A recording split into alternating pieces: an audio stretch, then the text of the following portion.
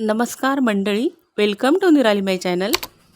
श्रावण महिना आहे आणि श्रावण महिन्यामध्ये मंगळवारी मंगळागौरीचं व्रत असतं आणि ज्यांचं लग्न झालेलं आहे अशा स्त्रिया सुरुवातीचे 5 वर्ष मंगळागौरीचं व्रत करीत असतात आणि मग उद्यापन करीत असतात.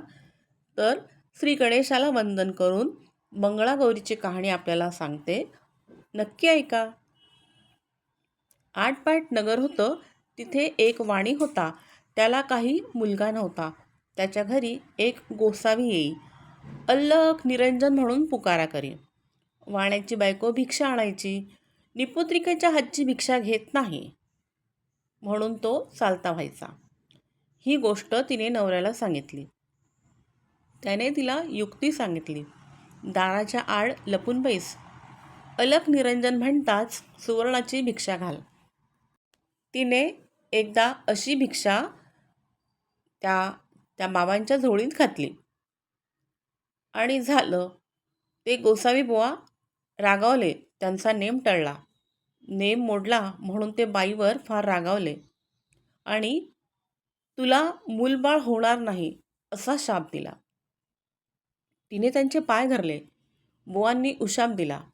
बुवा म्हणाले, आपल्या नवऱ्याला सांग, निळ्या घोड्यावर बैस, निळी वस्त्रे नेस, रानात जा, जेथे घोडा अडेल तेथे खण, देवीचे देऊळ लागेल, तिची प्रार्थना कर, तुला पुत्र देईल. असे सांगून तो गोसावी बुवा चालता झाला. तिने आपल्या पतीला सांगितले सर्व. मग वाणी रानात गेला. घोडा अडला. तिथे खणले. देवीचे देऊळ लागले. सुवर्णाचे देऊळ आहे. हिरेजडितांचे खांब आहेत.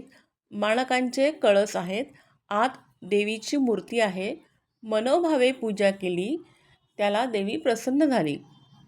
वर माग असं म्हणाला हा वाणी, मला घरदार आहे, गुरेढोरे आहेत, धनद्रव्य भरपूर आहे, पण पोटी पुत्र नाही म्हणून मी दुःखी आहे.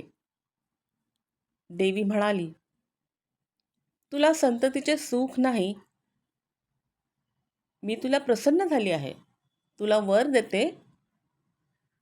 अल्पायुषी पुत्र घेतलास तर गुणी मिळेल.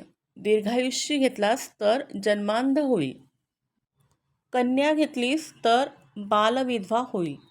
इच्छा असेल ते मागून घे. त्याने अल्पायुषी पुत्र मागितला. देवीने सांगितले, माझ्या मागच्या बाजूस जा. तेथे एक गणपती आहे. त्याच्या मागे एक आंब्याचे झाड आहे. गणपतीच्या दोंडावर पाय दे. एक फळ घे. घरी जाऊन बायकोला खाऊ घाल, म्हणजे तुझा कार्यभाग होईल. नंतर देवी अदृश्य झाली. नंतर तो देवीच्या मागे गेला. गणपतीच्या दोंडावर पाय दिला. झाडावर चढला. पोटभर आंबे खाल्ले. मोठभर घरी नेण्याकरता त्याने घेतले आणि खाली उतरून पाहतो तर त्याच्या मोठेत एकच आंबा आहे. असं 4-5 वेळा घडलं. गणपतीला त्रास झाला. त्याने सांगितले, तुझ्या नशिबी एकच फळ आहे. ते फळ घेऊन तो घरी आला. बायकोला खाऊ घातले. ती गरोदर राहिली. दिवसामासी गर्भ वाढू लागला. 9 मास पूर्ण झाले आणि बायको बाळंतीण झाली. मुलगा झाला. वाणी उभयतास खूप आनंद झाला. दिवसामासी तो मुलगा वाढू लागला. 8व्या वर्षी मुंज केली. 10व्या वर्षी लग्न करा असं म्हणाली. काशी यात्रेशिवाय लग्ने करणं नाही असा माझा नवस आहे असा जबाब दिला. काही दिवसांनी मामाबरोबर यात्रेस पाठविले. मामा भाचे काशीस जाऊ लागले. जाता जाता काय झाले, वाटेने एक नगर लागले. तेथे काही मुली खेळत होत्या. त्यात एकमेकांचे त्या मुलींचे भांडण झाले. एक गोरी फुरकी मुलगी होती. तिला दुसरी मुलगी म्हणू लागली, काय तू द्वाळ आहेस? काय रान द्वाळ आहे? तेव्हा ती मुलगी म्हणाली, माझी आई मंगळागौरीचे व्रत करते. आमच्या कुळवंशामध्ये कोणी रान होणार नाही. मग मी तर तिची मुलगी आहे.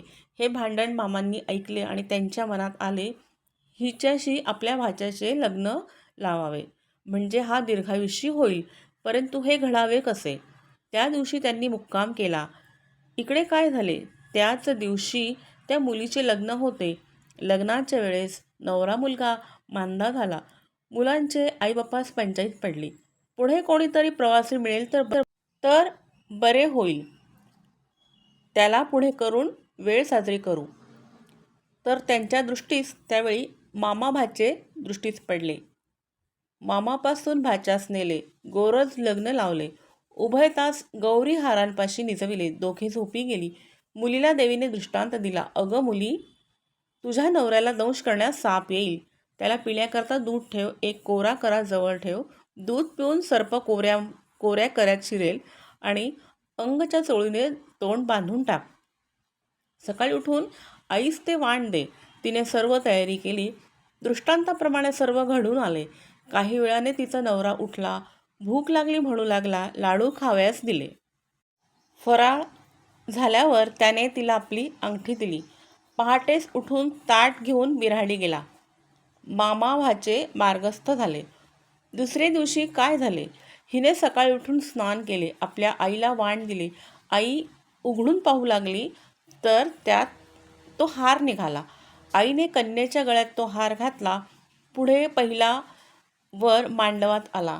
मुलीला खेळायला आणली. ती म्हणाली, हा माझा नवरा नाही, मी याचबरोबर खेळत नाही. रात्रीची लाडवाची आणि अंगठीची खूण काही पटेना. आईबापांना पंचायत पडली, हिचा नवरा कसा सापडतो. नंतर त्यांनी शोधण्यासाठी अन्नछत्र चालू केले. जो ब्राह्मण येईल त्याचे पाय मुलीने हातात अंगठी घालून धुवावे.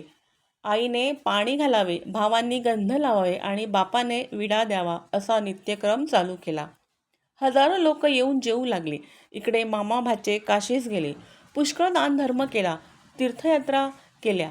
ब्राह्मणाचे आशीर्वाद घेतले. एके दिवशी भाच्यास मूर्छा आली.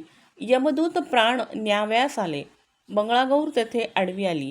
त्या दोघांचे युद्ध झाले. यमदूत पळून गेले. गौर तेथेच अदृश्य झाली.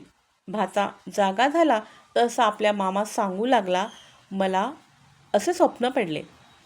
मामा म्हणाला, ठीक झाले, तुझ्यावरचे संकट टळले. उद्या आपण घरी जाऊ. परत येऊ लागले. लग्नाच्या गावी आले.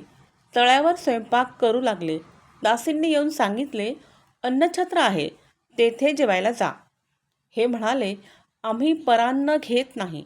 दासीने यजमानीस सर्व सांगितले. त्यांनी पालखी पाठविली. आदरातिथ्य चांगले केले. पाय धुताना मुलीने नवऱ्याला ओळखले. नवऱ्याने अंगठी ओळखली. आईबापांनी विचारले, तुझ्याजवळ खूण काय आहे? तेव्हा त्याने लाडवाचे ताट दाखविले. सर्वांना आनंद झाला. भोजन समारंभ झाला. मामा भाचे सून घेऊन घरी आले. सासूने सुनेचे पाय धरले आणि म्हटले, तुझ्यामुळे माझा मुलगा वाचला असं म्हणाली. तिने सांगितले, मला मंगळागौरीचे व्रत असते, ही तिची कृपा आहे. सासरची, माहेरची, घरची, दारची माणसे सर्व एकत्र झाली आणि त्या व्रताचे उद्यापन केले. तिला मंगळागौर प्रसन्न झाली तशी तुम्हा आम्हा हो ही आणि आपले सौभाग्य अखंड राहो इतकीच देवाची प्रार्थना करा. ही 60 उत्तराची कहाणी 5 उत्तरी सुफळ संपूर्ण. मंगळागौरीच्या आपणा सर्वांना खूप खूप शुभेच्छा. Please like, share and subscribe निराली माय चॅनल.